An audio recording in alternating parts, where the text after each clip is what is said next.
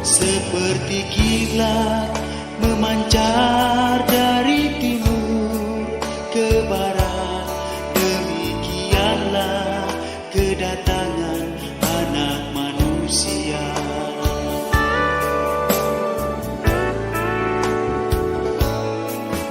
Persiapkanlah dirimu sekarang, sambutlah Raja kemuliaan yang akan segera datang.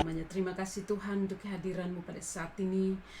Terima kasih untuk firman-Mu. Mazmur 119 ayat 89 mengatakan bahwa firman-Mu Kau teguhkan di sorga. Haleluya. Segala pujian bagi-Mu Tuhan Yesus. Berkati semua yang mendengar dan urapi mereka Bapa, bagi kemuliaan-Mu, pekerjaan pelayanan-Mu pada hari terakhir ini sebelum bunyi sangkakala itu datang. Dalam nama Yesus, semua yang mengasihi Tuhan sama-sama katakan amin. Jauh subabe mamiro nanggi sa swarbiena na piumra buksan nanay faroingo rukang kenem go benang Sewa suaro manyay no mambefo sasaryay ne kurfas nay nangisup iwa insa kaksunrandum ke. Haleluya. Wahyu 2 ayat 14. Tetapi aku mempunyai beberapa keberatan terhadap engkau. Di antaramu ada beberapa orang yang menganut ajaran Bileam, yang memberi nasihat kepada Balak untuk menyesatkan orang Israel supaya mereka makan persembahan berhala dan berbuat zina. Bapak Ibu yang Tuhan Yesus kasihi, Bapak Ibu dan saya diselamatkan untuk melayani Tuhan Yesus, untuk membawa jiwa-jiwa bagi Tuhan Yesus, karena kasih itu bukan ingat diri sendiri. Kasih itu kita berikan bagi orang, kalau berikan bagi orang lain. Kalau kasih itu hanya untuk kepentingan diri sendiri, itu bukan kasih, itu kepentingan diri sendiri. Dan kasih yang pertama dan terutama itu adalah Yesus Kristus. Kasih itu bukan rasa suka di hati, rasa belas kasihan, itu semua baik, tetapi kasih yang sempurna itu sebenarnya Tuhan Yesus Kristus sendiri. Pribadi Tuhan Yesus Kristus sendiri. Dan kalau pribadi Tuhan Yesus Kristus sendiri berarti melakukan semua perintah-perintah Tuhan, menghasilkan buah yang tetap, yaitu jiwa bagi Tuhan Yesus. Jiwa bagi Tuhan Yesus. Haleluya. Pada hari-hari terakhir ini, roh Bileam sedang bekerja di dalam kehidupan orang-orang yang tidak taat pada Tuhan. Hati mereka, pertama mereka jalan di dalam kebenaran firman Tuhan. Mereka jalan dalam kekudusan firman Tuhan. Tetapi lama-kelamaan mereka kemudian beranjak dari kebenaran itu. Mereka beranjak dari jalan kekudusan itu. Dan kemudian mereka serong ke kiri. Dan kemudian melakukan apa yang menyenangkan hati mereka. Mungkin karena nubuatan yang mereka sampaikan tidak terjadi, akhirnya mereka kecewa, dan untuk menarik banyak orang, mereka berusaha untuk menyampaikan banyak nubuatan supaya sesuatu terjadi dan orang percaya. Bapak Ibu yang Tuhan kasihi, karunia-karunia roh yang Tuhan berikan itu untuk kemuliaan Tuhan. Jangan sampai salah digunakan. Semuanya bagi kemuliaan Tuhan. Kadang seorang nabi atau seorang pelayan Tuhan, dia sampaikan suatu nubuatan, kemudian nubuatan itu tidak terjadi, kemudian dia kecewa. Yunus sampaikan nubuatan, kalau tidak bertobat hal ini akan terjadi. Orang bertobat, jadi apa yang dia sampaikan itu tidak terjadi karena manusianya bertobat. Tapi Yunus dia jadi sedih karena orang bertobat. Ada nabi-nabi Tuhan yang demikian. Mereka mau supaya nubuatan yang mereka sampaikan itu terjadi sesuatu dalam hati mereka. Mereka mau supaya semua orang tahu bahwa mereka ini jagoan, bahwa mereka diurapi Tuhan. Supaya kalau sesuatu terjadi, semua orang percaya bahwa dia itu nabi Tuhan. Di mana kemuliaan bagi Tuhan? Seorang nabi itu sebenarnya, atau nabi itu hatinya itu harus penuh dengan belas kasihan. Dia selalu berdiri menjadi pendoa syafaat yang hidupnya ada di atas altar Tuhan tiap-tiap hari, menangis bagi bangsanya, memohon belas kasihan, memohon pengampunan dari Tuhan. Di hadapan Tuhan dia menyampaikan permohonan pada Tuhan untuk mohon pengampunan, tetapi di depan manusia dia sampaikan bertobat karena kerajaan surga sudah dekat, hidup dalam kekudusan dan kembali pada Tuhan. Tetapi pada saat dia sendiri dengan Tuhan, dia menangis patah-patah, hatinya hancur di hadapan Tuhan, sama seperti Musa. Roh Bileam ini adalah seorang nabi Tuhan. Waktu Raja Balak datang dan sampaikan pada Bileam untuk mengutuk bangsa Israel, Bileam bilang, saya tidak bisa sampaikan karena mereka ini bangsa yang diurapi. Tidak pernah ada satu bangsa di bumi ini yang bisa mengutuk mereka. Tapi ada jalan lain. Kenapa sampai roh Bileam ini katakan kembali dalam buku Wahyu? Karena terjadi pada saat ini di dalam kehidupan orang Kristen dan di dalam gereja dan di dalam persekutuan orang-orang Kristen pada hari terakhir ini. Ini bukan untuk orang-orang yang di luar yang tidak mengenal Tuhan. Ini orang yang dalam gereja yang mengenal Tuhan, atau yang membaca firman Tuhan, atau yang menyampaikan firman Tuhan. Roh Bileam ini dia bekerja secara diam-diam. Kenapa roh Bileam ini ada? Karena mereka buka pintu bagi roh Bileam ini masuk. Bileam dia sampaikan pada Raja Balak bahwa bangsa ini tidak bisa dikutuki, tapi ada jalan lain untuk membuat bangsa ini jatuh, yaitu bawa perempuan-perempuan cantik kepada mereka. Waktu mereka lihat perempuan-perempuan cantik dari Midian, dari suku Midian, mereka akan jatuh dan mereka akan lakukan persinahan dan persundalan, dan hal ini akan membuat murka Tuhan jatuh atas mereka. Jadi tidak perlu mengutuk mereka, buat saja mereka jatuh dalam dosa, taruh saja batu sandungan, mereka jatuh, dan dengan demikian mereka akan membuat murka Tuhan, persoalan selesai. Bileam dia pakai pintu belakang sampaikan tentang apa yang Tuhan tidak kehendaki. Karena dia nabi Tuhan, dia tahu apa yang baik, apa yang jahat. Tuhan sampaikan segala sesuatu bagi nabinya. Nabi Tuhan tahu. Bileam sampaikan hal ini. Di dalam Bilangan 31 ayat 16, Musa dan Eliezer keluar. Dalam ayat 14 dikatakan gusarlah Musa kepada para pemimpin tentara itu, kepada para kepala pasukan 1000 dan para kepala pasukan 100 yang pulang dari peperangan. Dan Musa berkata kepada mereka, kamu biarkankah semua perempuan hidup? Bukankah perempuan-perempuan ini atas nasihat Bileam menjadi sebabnya orang Israel berubah setia terhadap Tuhan? Dalam hal ini, Musa bilang, bukannya perempuan-perempuan ini yang bikin air kabur? Bapak Ibu, saya sendiri perempuan. Jangan saya bilang perempuan, oh sudah ini perempuan. Ini yang dimaksud perempuan ini adalah roh percabulan yang dimaksudkan di dalam Wahyu 17 pada hari-hari terakhir ini. Perempuan yang duduk dan minum anggur orang-orang kudus. Itu anggur itu lambang sukacita. Dia duduk, tanda duduk itu berarti dia sedang istirahat. Dia istirahat di mana? Di antara orang-orang kudus. Dia bersukacita karena orang-orang kudus masuk jatuh dalam persinahan dan percabulan. Dan dia bersukacita, dia minum anggur itu, anggur sukacita orang-orang kudus itu. Ini bukan anggur dari Tuhan, ini anggur setan. Satu hal yang harus diperhatikan tentang Bileam. Bileam ini nabi nabi yang benar sebelumnya. Tetapi karena dia jatuh di dalam kesesakan, dia akhirnya menjadi nabi palsu. Jadi nabi palsu itu dia tidak langsung saja muncul, langsung jadi nabi palsu. Nabi palsu itu sebelumnya dia itu nabi yang benar. Kemudian dia beranjak dan menjadi nabi palsu, sama seperti Bileam. Urapan Tuhan ada pada nabi itu, tetapi di saat dia melakukan kesalahan, urapan Tuhan itu lenyap. Yang datang itu urapan dari setan untuk melakukan kehendak setan. Contohnya Saul.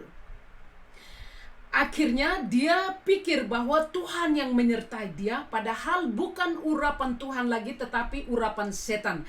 Jadi mujizat tetap terjadi.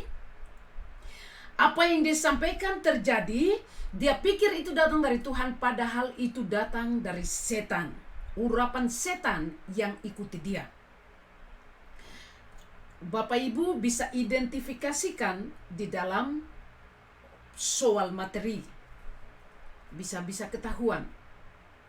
Banyak orang pikir setiap kali saya datang ke Papua, Ibu Linda dari Australia, jadi dia datang ke Australia, ke Papua banyak uang. Tidak Bapak Ibu, melayani Tuhan Yesus tidak ada uang, tidak ada uang. Bisa tanya anak-anak rohani di sini, bisa tanya hamba Tuhan di sini, bisa tanya pendoa-pendoa syafat di sini, bagaimana saya punya kehidupan. Yang bekerja suami saya sendiri harus bertobat, jadi saya tidak sembarangan buat sesuatu sesuai dengan kehendak hati saya. Saya harus berhati-hati sekali menjawab panggilan Tuhan. Dan setiap kali ke Papua, anak-anak Tuhan dan yang memberkati sebenarnya. Bapak Ibu yang Tuhan Yesus kasih, semuanya Tuhan Yesus sediakan. Jadi melayani Tuhan itu tidak ada uang. Kami dari satu community, dari satu kampung orang Australia ke kampung yang lain, kami tidur di lantai. Kadang kami tidur dalam mobil, kadang kami tidur di dalam gereja di lantai, karena tempatnya jauh-jauh sekali. Kalau di kota bagus, di Australia di kota mantap, tapi di kampung-kampung yang jauh tidak sama sekali. Masih standar kehidupannya masih mantap kalau dibandingkan dengan kita di Papua. Tapi yang saat ini saya mau sampaikan tentang Bileam. Roh Bileam ini,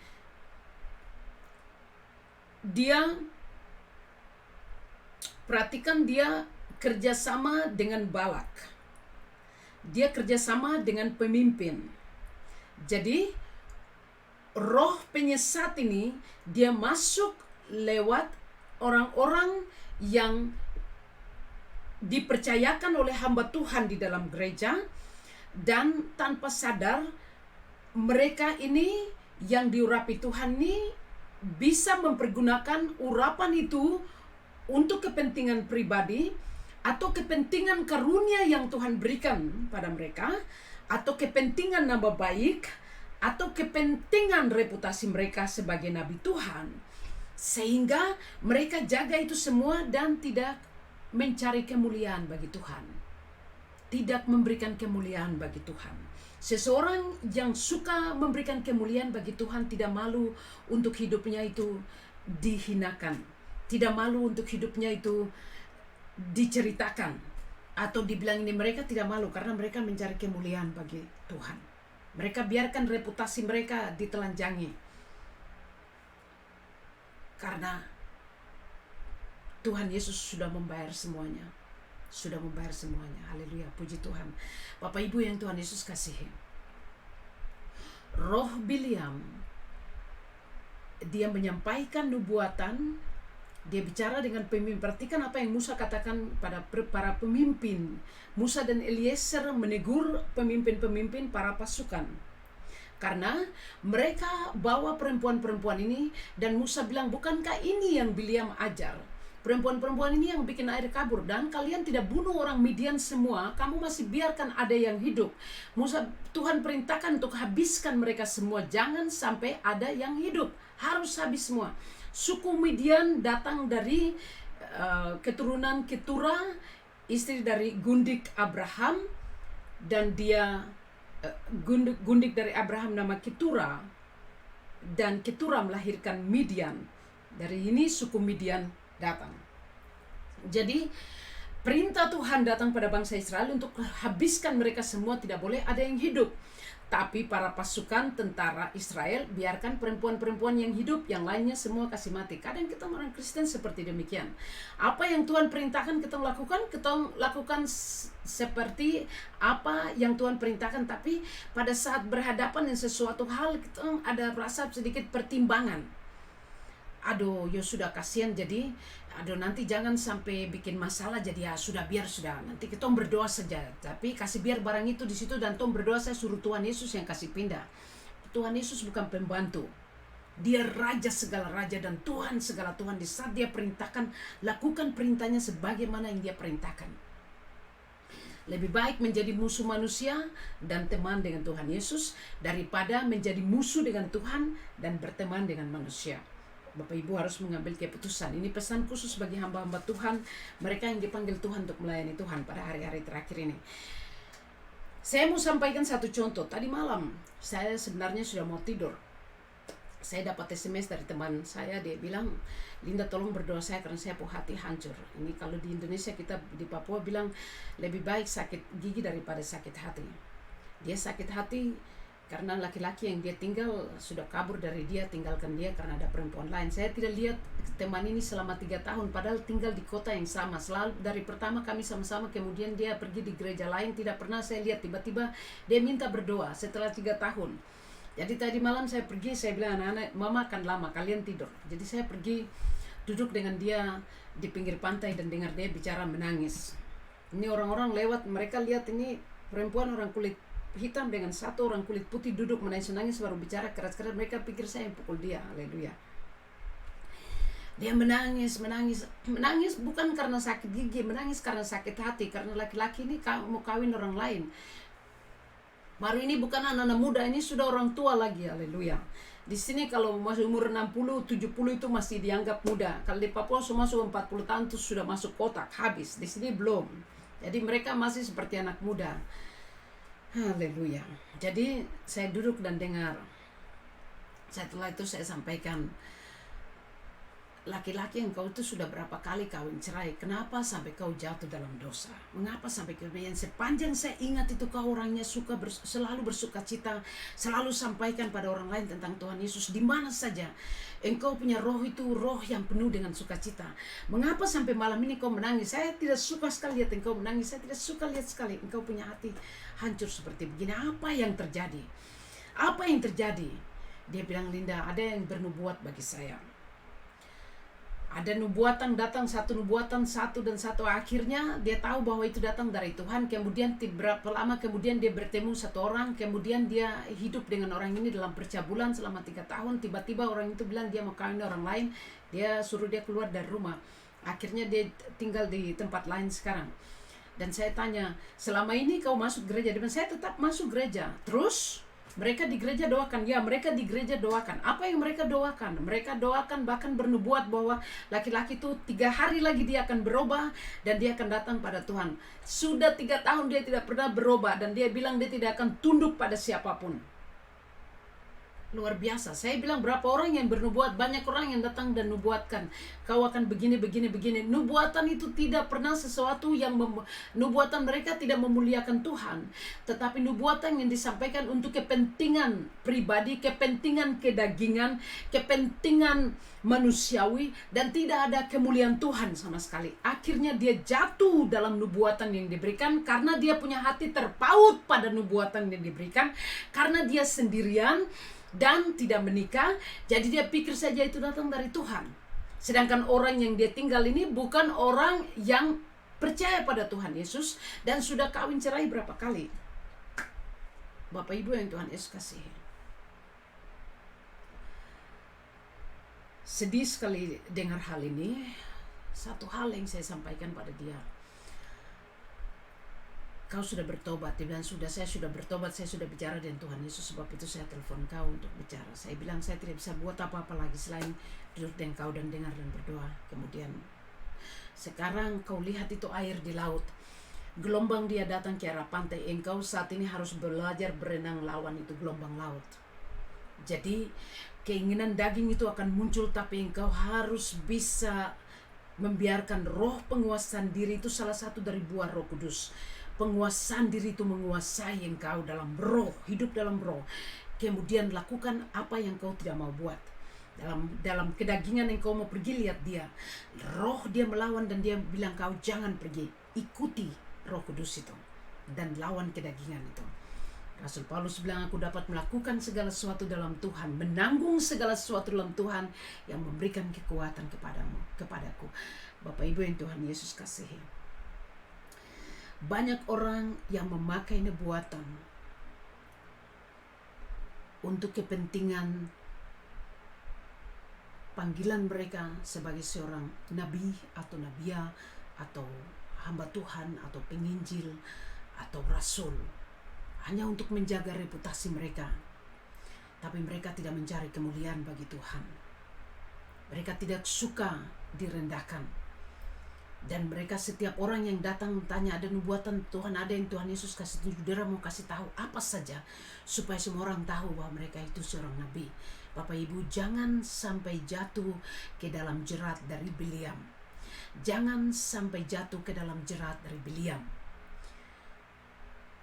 Dia membiarkan, dia sampaikan sesuatu, kemudian dia taruh batu sandungan, orang Israel jatuh dalam percabulan dan persinahan. Satu hal yang saya tahu, banyak sekali orang-orang yang menerima karunia nubuat itu, mereka langsung bilang, saya dapat mimpi, saya lihat ini, kau akan kawin dengan ini, kau akan kawin dengan ini, dan ini. Itu datang dari mana itu? Itu datang dari mana itu? Roh nubuatan itu ada di bawah kontrol seorang nabi. Kalau saudara dipanggil sebagai seorang nabi Tuhan, roh itu ada di bawah penguasaan saudara. Nabi Musa, walaupun dia nabi yang luar biasa, dia masih saja tanya petunjuk dari Tuhan. Apa dia sampaikan atau tidak sampaikan. Dan apa yang dia sampaikan adalah untuk kemuliaan Tuhan. Dan dia berdoa dan patah-patah di hadapan Tuhan. Tapi kita pada hari terakhir ini gampang sampaikan nubuatan sembarangan pada orang lain. Akhirnya orang lain jatuh. Bapak Ibu, jaga kekudusan nama Tuhan. Jaga karunia-karunia yang Tuhan berikan. Itu kemuliaan Tuhan. Itu bukan hasil usaha kita sendiri. Ada juga yang di Papua, karena mereka yang dari luar datang dan suka pakai bahasa-bahasa yang hebat-hebat, akhirnya dalam gereja juga pakai bahasa yang hebat-hebat. Kadang dikasih masuk bahasa Inggris sedikit-sedikit lagi di dalam pembicaraan, di dalam penyampaian firman Tuhan, atau di dalam puji-pujian juga dan penyembahan ada sedikit-sedikit sampaikan firman Tuhan. Untuk apa? Tidak ada gunanya sama sekali. Di dalam firman Tuhan, di dalam Alkitab, di dalam Wahyu dikatakan, dari suku-suku bangsa dan bahasa mereka akan datang dan memuliakan Tuhan. Dengan bahasa yang ada, bahasa Papua atau bahasa daerah masing-masing, muliakan Tuhan. Muliakan Dia. Tidak perlu pakai bahasa-bahasa yang hebat untuk memuliakan Tuhan. Tidak ada guna sama sekali. Saya selalu senang orang-orang yang di kampung, mereka sederhana sekali, tapi di saat mereka menyembah Tuhan, mereka berdoa patah-patah dan menyembah patah-patah. Tidak ada urusan rencana keluar sana sini, tenang dalam hadirat Tuhan. Di sini mereka penyembahan doa, mereka lihat ke jam. Bapak Ibu yang Tuhan kasih, duduk tenang dalam hadirat Tuhan. Akhirnya kiranya Tuhan Yesus memberkati. Hati-hati dengan roh Biliam pada hari terakhir ini. Jangan sampai terjerat dengan roh Biliam. Jangan sampai masuk dalam pencobaan. Di saat cobaan datang, jangan sampai Bapak dan Ibu tersandung dan masuk di dalam jerat roh Biliam ini. Jaga hati. Dan kalau Bapak Ibu sudah terlibat di dalam, kalau firman Tuhan ini sampaikan dan ada di antara saudara yang dengar dan saudara tahu bahwa saudara sudah melakukan kesalahan, jangan takut, rendahkan diri, bertobat, mengaku kesalahan. Darah Yesus siap untuk mengampuni saudara. Jangan cepat-cepat pergi melayani, tunggu sampai Tuhan berbicara kembali, kemudian Tuhan pastikan bahwa saudara masih dalam prajuritnya, baru saudara bisa bangkit pergi dan melayani Tuhan. Anugerah Tuhan cukup bagi kita semua. Haleluya. Sa sewar bumi nafnarya ko besner buk benaine gorang mam gosam gosandik mansren Yesus ronanggi Siewa suaro manyai neno mambe fo sasaria ne kurfas nai nangisupiwa mansren Yesus ro nanggi mansren Yesus ro nanggi haleluya kurfas nai nanggi supiwa insa kaksun randum ke haleluya. Bapa, kiranya firman yang singkat ini memberkati semua anak-anak Tuhan yang mendengar, mereka yang Kau panggil pada hari-hari terakhir ini. Kiranya ya Bapa, Engkau menjaga kami agar kami tidak terjerat dari jerat Bileam, tetapi Engkau menjaga hati kami dan langkah kaki kami, karena firman-Mu mengatakan langkah orang benar itu ditentukan oleh-Mu Tuhan. Berikan kami hati yang taat, hati yang condong kepadamu Tuhan, hati yang terpaut kepadamu Tuhan, bukan terpaut kepada karunia-Mu, bukan terpaut kepada berkat-Mu Tuhan, bukan terpaut kepada panggilan-Mu Tuhan, tetapi terpaut kepada pribadi-Mu sendiri Tuhan Yesus. Terima kasih Bapa, terima kasih Bapa. Berkati mereka semua, urapi setiap telinga yang mendengar di dalam nama Tuhan Yesus Kristus. Haleluya. Terima kasih. Kiranya Tuhan Yesus memberkati Bapak Ibu semua. Dan kalau ada pertanyaan atau ada yang mau dilayani secara pribadi, jangan ragu-ragu untuk sampaikan saja di dalam komen. Saya pasti akan telepon. Taruh saja nomor telepon, saya pasti telepon kembali. Kalau tidak, nomor saya pribadi, nomor kasih tanda tambah, kemudian 6149570937. Sekali lagi, tanda tambah 6149570937.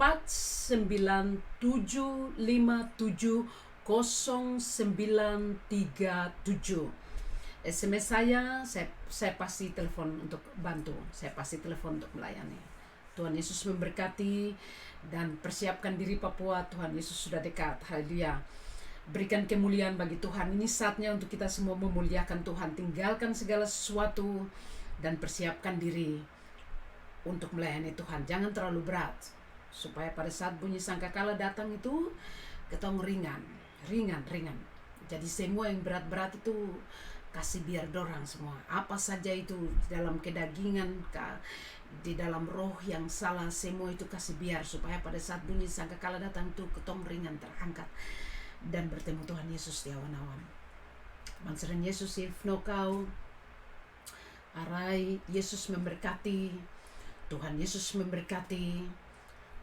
Shalom, segala kemuliaan bagi Tuhan.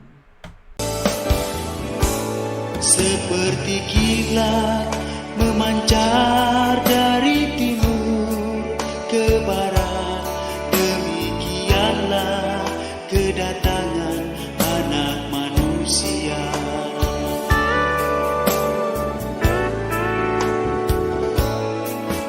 Persiapkanlah